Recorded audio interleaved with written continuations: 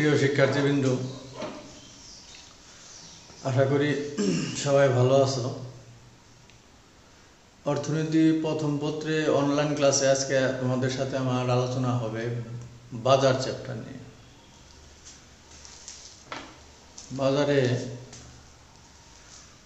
বাজার কাকে বলে? প্রথমে অর্থনীতিতে বাজার কাকে বলে? সাধারণ অর্থে আমরা সাধারণত বাজার বলতে বুঝি কোনো নির্দিষ্ট স্থানকে, যেখানে দ্রব্য সামগ্রী ক্রয় বিক্রয় হয়, তাকে আমরা বাজার বলি। কিন্তু অর্থনীতিতে কোনো নির্দিষ্ট স্থানকে আমরা বাজার বলি না। অর্থনীতিতে বাজার বলতে যেখানে দ্রব্য সামগ্রীর ক্রেতা বিক্রেতার দর কষাকষির মাধ্যমে দাম নির্ধারিত হয়, তাকে আমরা অর্থনীতিতে বাজার বলি, মানে মার্কেট। তাহলে অর্থনীতিতে বাজার কাকে বলে? অর্থনীতিতে কোনো নির্দিষ্ট স্থানকে বাজার বোঝায় না। অর্থনীতিতে বাজার হলো এমন একটা অবস্থা যেখানে ক্রেতা বিক্রেতার দর কষাকষির মাধ্যমে দ্রব্য সামগ্রী বা পণ্যের দাম নির্ধারিত হয়, তাকে আমরা বলি বাজার। অর্থনীতিতে বাজার হলো যেমন পাটের বাজার, স্বর্ণের বাজার, চাউলের বাজার, এরকম যে বাজার অর্থনীতিতে, এগুলোকে আমরা বলি বাজার। এখন বাজারের প্রকারভেদ, বিভিন্ন ধরনের বাজার আছে। এখন এই বাজার আবার স্বল্প মেয়াদি আছে, দীর্ঘমেয়াদী আছে, এরকম আছে। তারপর আবার তোমার বাজারের প্রকারভেদের ভিতরেও বহু ধরনের বাজার আছে। আমরা আজকে আলোচনা করবো এই 4টি বাজার। তোমাদের ইন্টারমিডিয়েটে 4-5টা বাজার সম্বন্ধে ধারণা থাকলে মোটামুটি চলে। যেমন প্রথমে কি, একচেটিয়া বাজার, ইংরেজিতে বলে মনোপলি মার্কেট। একচেটিয়া বাজার কাকে বলে? একচেটিয়া বাজার হলো এমন একটি বাজার, কোনো দ্রব্য উৎপাদনে যদি একটি মাত্র উৎপাদনকারী প্রতিষ্ঠানের হাতে ন্যস্ত থাকে বা নিয়ন্ত্রণে থাকে, তাকে আমরা বলি একচেটিয়া বাজার।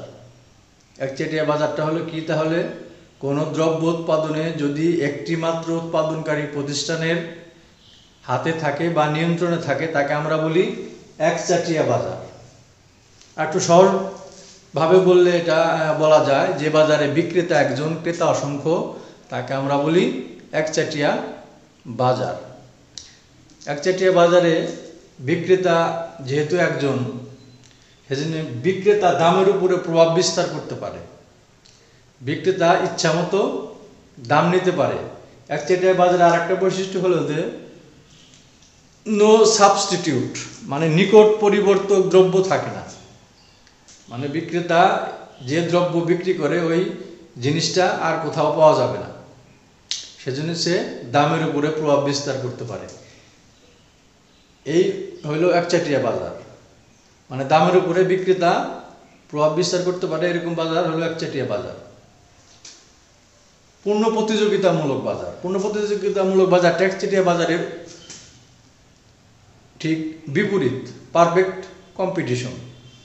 পূর্ণ প্রতিযোগিতামূলক বাজার কাকে বলে? যে বাজারে অসংখ্য ক্রেতা বিক্রেতা থাকে, তাকে আমরা বলি পূর্ণ প্রতিযোগিতামূলক বাজার। এখানে ক্রেতাও অসংখ্য, বিক্রেতাও অসংখ্য, সেজন্যে বিক্রেতা দামের উপরে প্রভাব বিস্তার করতে পারে না।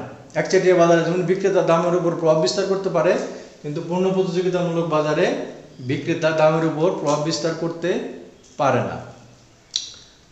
বাস্তবে আমাদের দেশে, আমাদের যে অর্থনীতি, বেশিরভাগ বাজারই তোমার এই পূর্ণ প্রতিযোগিতামূলক বাজার। হ্যাঁ, এখানে ক্রেতাও অসংখ্য, বিক্রেতাও অসংখ্য। যেমন একটা উদাহরণ দেওয়া যেতে পারে, পূর্ণ প্রতিযোগিতা বাজারটা কোন ধরনের? আমরা বলছি কি বেশিরভাগ বাজারই পূর্ণ প্রতিযোগিতামূলক বাজার। দেখো, আমরা একটা সাবানের উদাহরণ দিই, গায়ে মাখা সাবান বা সুগন্ধি সাবান যেটাই বলি। দেখো, বাজারে অসংখ্য কোম্পানি আছে, লাক্স, তিব্বত, ডেটল, স্যান্ডোলিনা, অসংখ্য। এটা কিন্তু পূর্ণ প্রতিযোগিতামূলক বাজার। হ্যাঁ, এবং এদের দামও দেখবা প্রায় একই ধরনের, খুব একটা ডিফারেন্স না, ডিফারেন্স হইলেও 1-2 টাকা এরকম। তার মানে কি, এখানে বিক্রেতা ইচ্ছামতো দাম নিতে পারে না এবং অসংখ্য ক্রেতা বিক্রেতা থাকে। এই ধরনের বাজারকে আমরা বলি পূর্ণ প্রতিযোগিতামূলক বাজার। 3 নম্বরে কি আছে? দ্বৈত বাজার, দুয়োপলি মার্কেট। দ্বৈত বাজারটা কোন ধরনের?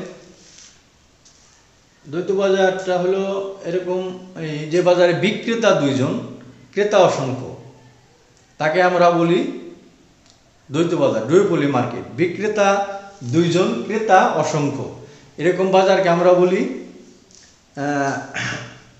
এই দুয়োপলি মার্কেট। এই বাজারটা কীরকম হইতে পারে? যেমন গ্রামের একটা ছোট্ট বাজারের কথা চিন্তা করো, যে বাজারে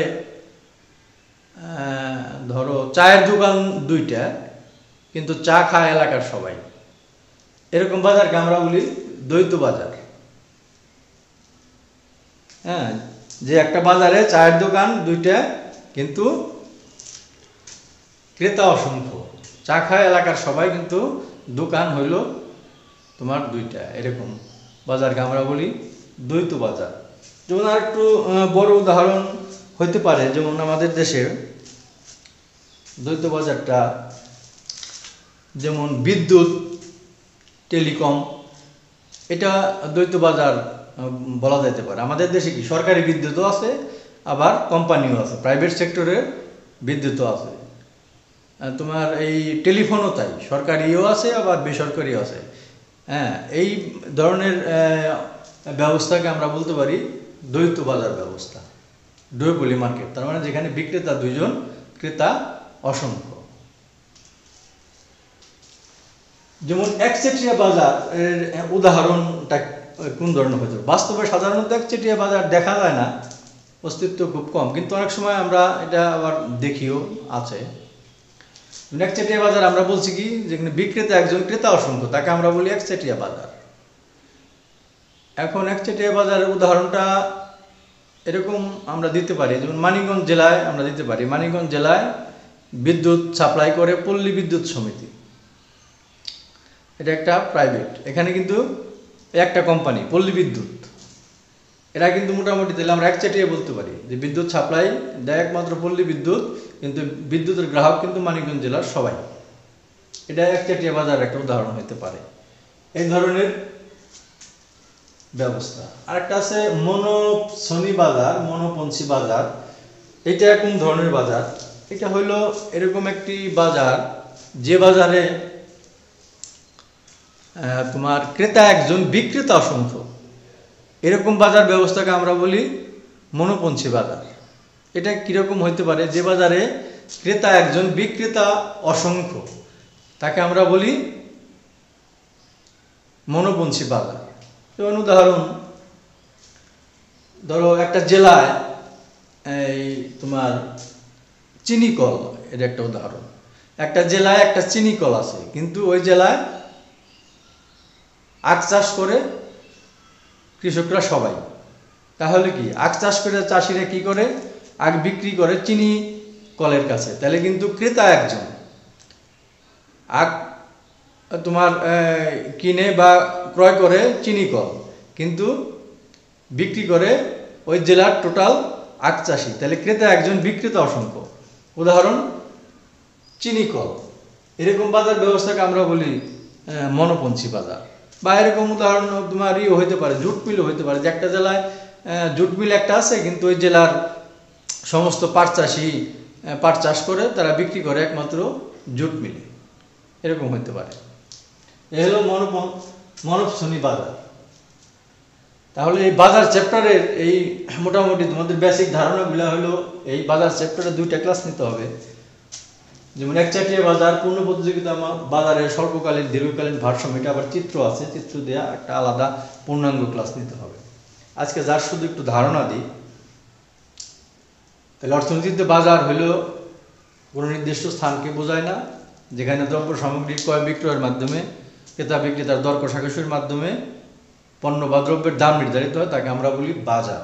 এখন বাজারে আমরা 4টা বাজার নিয়ে আলোচনা করলাম: একচেটিয়া বাজার, পূর্ণ প্রতিযোগিতামূলক বাজার, দ্বৈত বাজার, দ্বৈত বাজার, মনোপঞ্চী বাজার।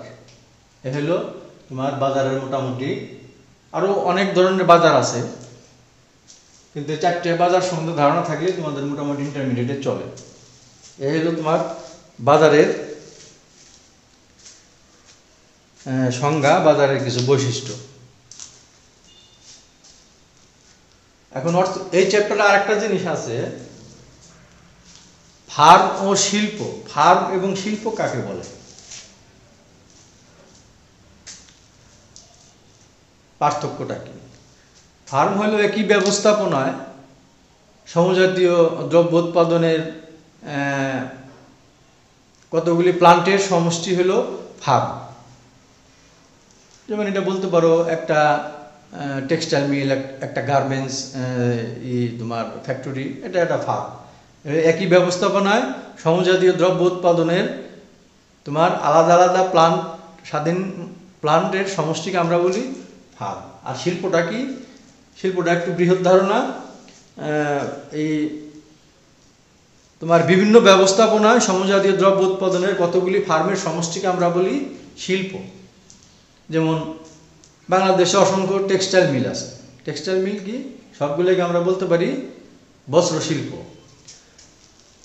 তেমনি বাংলাদেশে গার্মেন্টস আছে অনেক, বিভিন্ন ব্যবস্থাপনায় একই ধরনের জিনিসপত্র উৎপাদন করে, তৈরি পোশাক, হ্যাঁ, এগুলোকে আমরা বলতে পারি কি? গার্মেন্টস শিল্প বা পোশাক শিল্প। তারপরে আরেকটা উদাহরণ হতে পারে তোমার পাটকল। পাটকল বিভিন্ন ডিস্ট্রিক্টে আছে, সরকারি আছে, বেসরকারি আছে, বিভিন্ন ব্যবস্থাপনায় পাটকল একই ধরনের কি জিনিস উৎপাদিত হয়। এবং সবগুলা পাটকলের সমষ্টি বা সবগুলা ফার্মের সমষ্টিকে আমরা বলতে পারি শিল্প, পাট শিল্প। এটা এরকম ফার্ম শিল্পের ভিতরে এ হলো পার্থক্য। ফার্ম একটি মোটামুটি একটু ক্ষুদ্র ধারণা, আর শিল্পটা একটু বৃহৎ ধারণা। ফার্ম হলো কি? কতগুলা প্লান্টের সমষ্টি যেটা একই ব্যবস্থাপনায় পরিচালিত হয়, হ্যাঁ। আর কতগুলা ফার্মের সমষ্টি যেটা ভিন্ন ভিন্ন ব্যবস্থাপনায় পরিচালিত হয়, কতগুলি ফার্মের সমষ্টিকে আমরা বলতে পারি শিল্প। এই হলো ফার্ম ও শিল্পর মধ্যে পার্থক্য। এখন এই চ্যাপ্টারের এগুলা হলো মোটামুটি তোমার বেসিক ধারণা। এই চ্যাপ্টারের আর তোমার গুরুত্বপূর্ণ যেটা, যে স্বল্পকালে বা দীর্ঘকালে একচাটিয়া কারবারির ভারসাম্য চিত্রের সাহায্যে দেখাও। পূর্ণ প্রতিযোগিতামূলক বাজারের ভারসাম্য চিত্রের সাহায্যে দেখাও। এর জন্য পরবর্তীতে আমাদের একটা পূর্ণাঙ্গ ক্লাস নিতে হবে।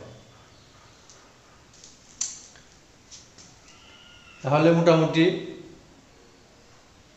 এই আজকের মতো এই মার্কেটের এই মোটামুটি ধারণা।